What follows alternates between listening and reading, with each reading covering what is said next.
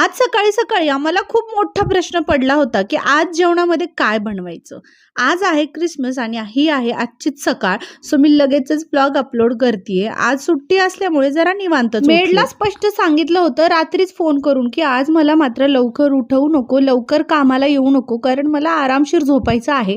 आणि अगदी तिने त्याच्या उलट केलं. ते म्हणजे तिने मला सकाळी 9 वाजताच कॉल केला की येऊ का नाही, का लेट येऊ. आता एवढं मी फोनवर बोलेपर्यंत माझी झोपच निघून गेली. मग काय 9-9:30 वाजता उठले झोपेतून. कधी कधी मला प्रश्न पडतो, मेड माझ्यासाठी लावली आहे का मेडसाठी मी उभी आहे. जेव्हा तिला यायचं तेव्हा ती येते, नाही यायचं तेव्हा येत नाही.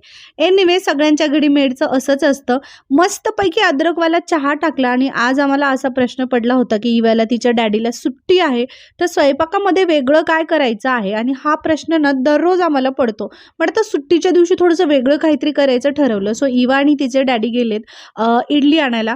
सो घरी तर आम्ही इडलीचं पीठ भिजवलं नाही, एवढा कुटाणा आम्ही करत नाही एका प्लेट इडलीसाठी. सो आम्ही बाहेरूनच इडली मागवली. म्हटलं मेड येईपर्यंत घराची थोडीशी आवरावर करावी. काल बरेच कपडे धुतले होते, त्या सगळ्या कपड्यांची घडी घातली आणि आहोंनी सुद्धा त्याच्यामध्ये भरपूर हेल्प केली. हेल्प म्हणजे त्यांनी त्यांचे कपडे घडी केले आणि मी माझे कपडे आणि इवाचे कपडे घडी केले.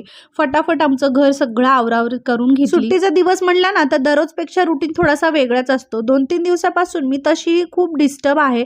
घरी बसून मला करमतच नाहीये. मला असं वाटतं की मी काहीतरी काम करावं. घरची कामं करून तर खूप वैताग आलेला आहे. दररोज उठा, किचनमधली कामं करा, हेच कपडे असेच याच सोफ्यावर दररोज घडी करा. फार वैताग आलेला आहे. चला भेटूया उद्याच्या व्लॉगमध्ये. Thank you for watching. बाय.